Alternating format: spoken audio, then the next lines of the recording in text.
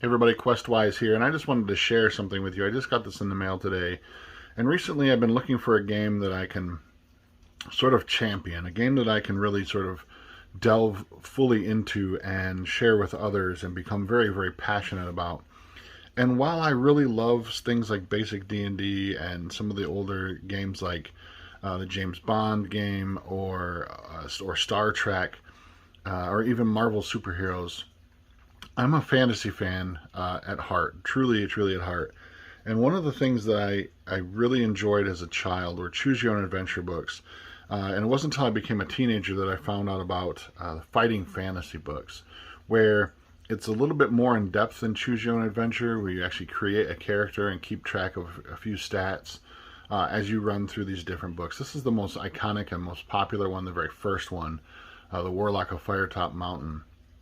And it has, for a while, been known to me that there was the advanced fighting fantasy role playing game, but I never really took the dive into it. And when I saw that it was available for print on demand through DriveThruRpg, I jumped on it right away, and it just arrived in the mail today. In fact, about an hour or so ago, I cracked it open, been pouring through it, and in addition to buying the print on demand version, I also received the PDF version, which I've been sort of scouring over, but I really am old school and I like to have a physical copy. And while I briefly looked over the PDF, I'm not a fan of reading PDFs. I really want a hard copy in my hands. So if you're asking, what we're going to do today actually is we're going to just kind of briefly go over this and how I think this can be used for different things as far as like playing with a group or playing solo, and my first initial thoughts, because I've literally only read through this, not even really read through all the whole thing, but I did create a character, and I'll go over that with you, how easy that is, and my sort of initial thoughts on the game itself.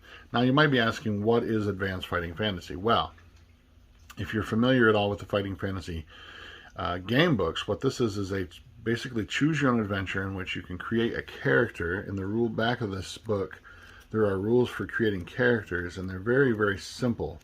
And it tells you exactly how to fight creatures, how to do battles, what the different stats mean. And it's very, very simple in its approach. What has happened is that Arian Games has taken that concept and created Advanced Fighting Fantasy and fleshed out these ideas into a fully fleshed role-playing game that can be played with or without these. These can provide inspiration. They're actually advanced fighting fantasy versions of these adventures that you can play as well, which I would love to someday do. Just do a classic Warlock of Firetop Mountain for a group of my friends, or even run at a convention. But what this is a fully fleshed out version of these with a little bit more depth and structure to the rules. So what I've done here today is I've broken out my 2d6. I've got my cool 3D printed hero that I've created. This is I have a friend of mine who has a resin printer who's been making cool figures like this for me for quite a while now. And I really love resin printers. They're just so amazing. 3D printing miniatures is the way for the future, I think. But I've always really loved this figure, kind of a female wizard type folk, and so I decided to create a character based around that using the rules from Advanced Fighting Fantasy.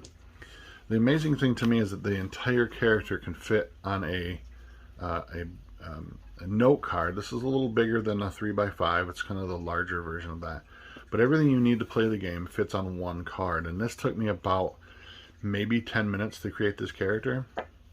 So the whole system, if you don't know, is based on rolling 2d6 and rolling under your ability or your skill. There are three main attributes that you have. You have skill, which sort of encompasses everything. It's your ability to do things and how skilled you are at certain things. Stamina is basically your life total. It also incorporates things like how long you can endure on a travel, how much you can withstand during grueling situations. Then you have luck, which is an ability that you can use and is used up as you use it. to avoid things that normally wouldn't fall under skill, things that are simply luck driven. Then there's a fourth one that you can add. Not everybody has this, but you can add magic as well too. So it's kind of a point buy system when you're doing the Advanced Fighting Fantasy system. Every skill starts at a certain amount. I think skill starts at, or excuse me, every attribute starts at a certain amount. I think skill starts at 4, stamina starts at 8, luck starts at 8, and magic starts at 0. And you can add so many points to each one. I think you have eight points to distribute amongst these different attributes. There's also what you add in addition to playing in something like that. In Advanced Fighting Fantasy, you're going to add things like talents, you're going to add things like skills, and then you have your weapons. And I think the way that they do weapons is really, really cool.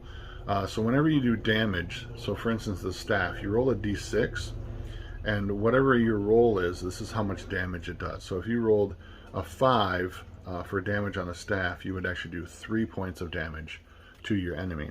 It's very cool.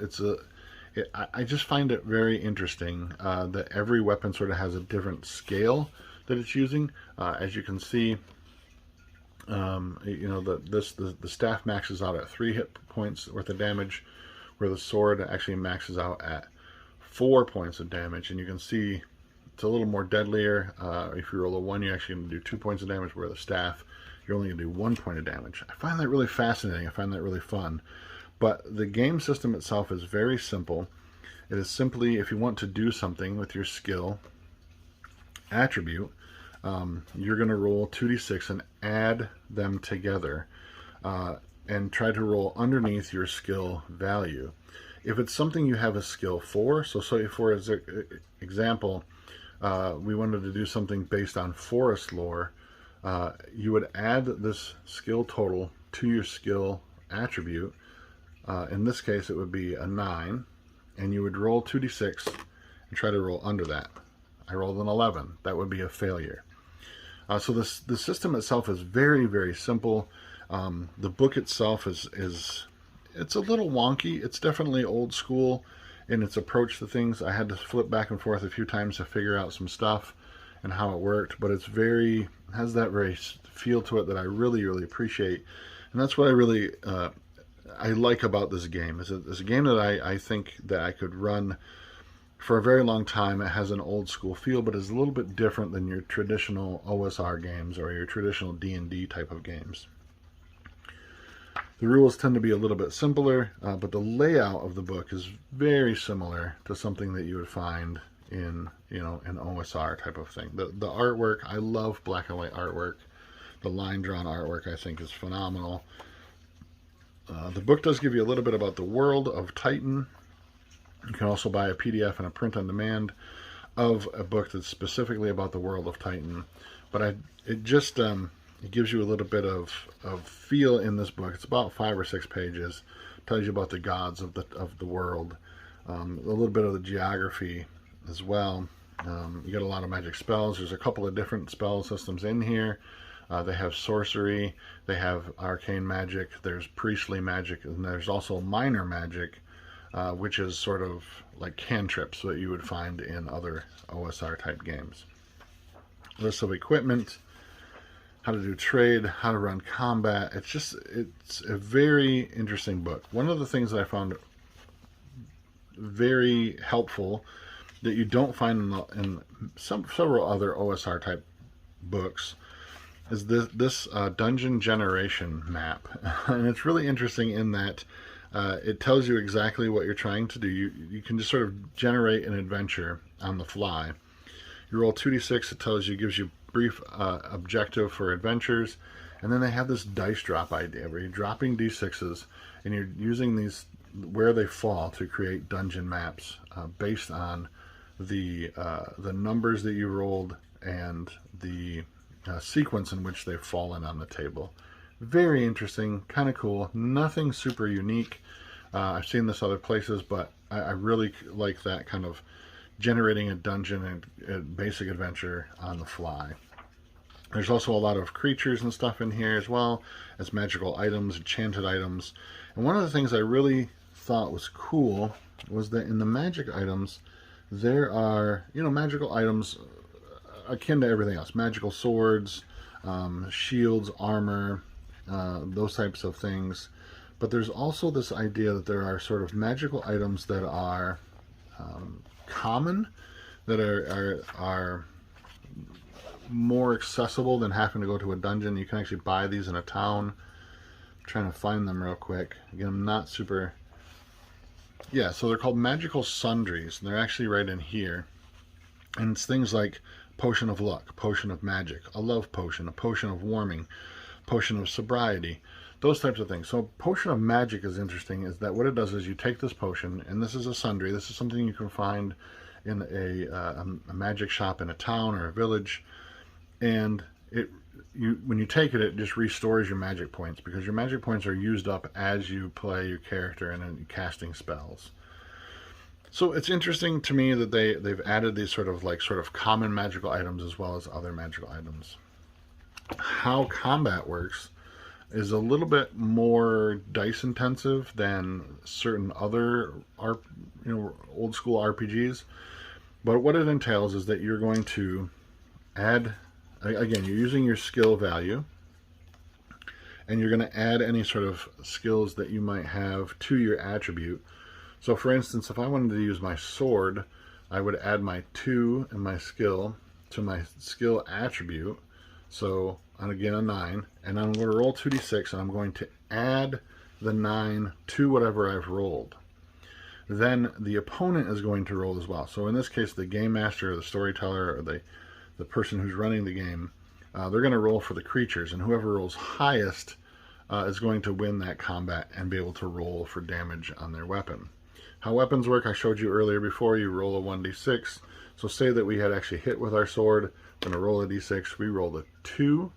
And thus on here, it shows us that a 2 is going to equate to 3 damage. What's also interesting is that armor has the same idea. It has the same concept. It's going to have a little chart like this that you'll write right on your character sheet. This character is an elf. I didn't give it any armor because armor does increase the difficulty of casting spells. But armor works the same way. So if you did damage, say you were fighting a goblin who had scraps for armor, they would roll their die and consult their chart to see how much damage is negated. Very, very simple. I think this game would be great for beginners into the role-playing hobby. I think there's enough depth in here and enough other items out there, products out there for this line, that you could definitely entice a lot of old school role players, people who have been playing for a long time, been part of the hobby. I like the ease of this. I like the basicness of this, because for me, role playing is really about imagination, and I want the rules to get out of the way. And this system is just super intuitive and super simple. Really, all you're ever going to need is 2d6 to run the game, whether you're the game master or a player. Now, I think this will also work very well solo. So these books were meant to be solo role-playing games, right? Choose your own adventure, but with a little bit more depth, where you're creating a character, keeping track of your stats, keeping track of equipment as you go through these particular adventures. I believe that this would do very, very well for that as well. And one of my favorite products out there on the market right now is called Axebane's Deck of Many Dungeons.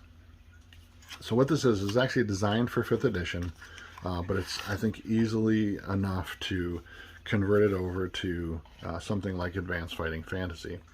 So how this works is that you have a normal deck of cards, right? They're all ace, kings, queens, all that kind of stuff, all the way through. It's a normal sized deck of cards. All 4 aces represent an entrance into a dungeon.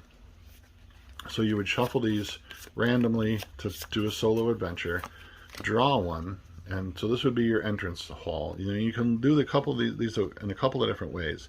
You can either sketch these out onto a piece of paper, or as you draw them, you can lay them out on the table before you and simply line them up to create your dungeons. Now, on the very bottom of these are a couple of different things. Any of the entrance halls, the ace cards, are going to give you quest ideas. So you could use the ideas driven in here to create an adventure by doing the dice drop or by generating what your quest is going to be. But you could also do this as well too. Now, like I said, this is based on 5th edition, so you're going to be rolling, a 1d20 to get your This actually says D8 plus the PC's level. This doesn't really use levels. It uses experience points that you can use later to buy more skills and make your characters more powerful. But I don't think it would be very difficult to simply roll a die, or maybe 2d6, to discover what it is you want to do. So for instance, if you roll through an 8 through a 10, a strange item is said to be on level 2. You begin to draw cards, randomly shuffle this deck up, and draw cards from this to create your dungeon. So again, you would have this here, we would lay this out like this. This creates this little dungeon area. And on each one of these cards as well, there's things that you would find in this room. So for instance, down here, there's apparently a door here that's locked, and it's a hard lock. So again, you would use the rules based on this on how to pick a lock or how to get through a door with a hard lock. And then up here, this is the room, there's a treasure in there, and you can see the gold stuff here. This gives you a little chart and telling you exactly what you might find. Once you get to the end of the dungeon, you're going to use these king cards. These are the quest goals, or it's an area down next to the next level. So if you wanted to do a mega dungeon, for instance, this one said a strange item is said to be on level 2. You would go to this card finally, and this would be stairs down to the next level. That's how the deck of Men in Dungeons work. I love this deck, and it's just, there's a couple of different expansions for it. I bought one of them. I think this is called the Elven Forest expansion, but it's a great way to generate simple dungeon adventures, whether you're playing D&D 5th edition, which it's kind of designed for, or any other sort of game, much like Advanced Fighting Fantasy. And I think it would be a great way to generate adventures, solo adventures, for this game as well. If you'd like to check this out, I'll put a link down below as to where you can find this over on DriveThruRpg. If you get a chance, these are the Scholastic versions of the fighting fantasy books. You can find these a lot of different places like Amazon, eBay.